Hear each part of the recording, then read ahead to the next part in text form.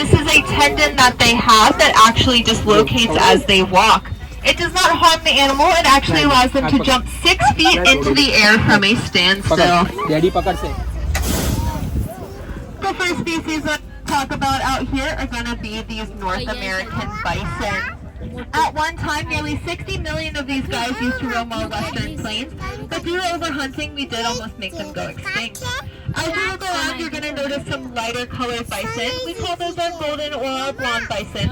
In the wild, every 1 in 10 million are born that color, but we do have a big bull around here somewhere. His name is Junior, and he has such good genetics that we're able to have quite a few out here on our safari. With 1 out of the 3 new babies being born being that golden or blonde color. That baby's actually...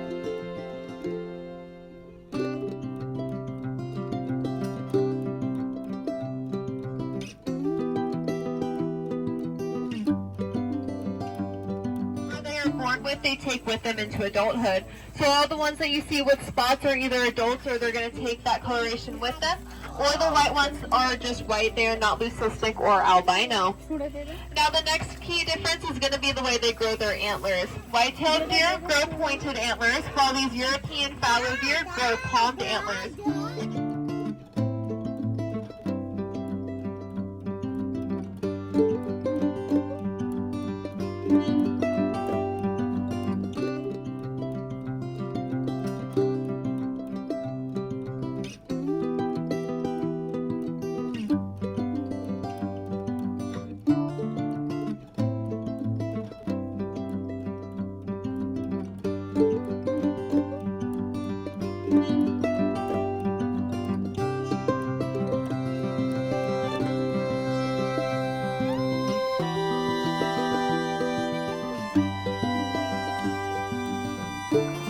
Crocodiles are going to have a more narrow head and pointed snout.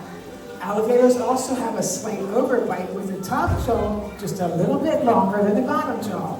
So when Draco has his mouth shut, you can still see his top teeth sticking out.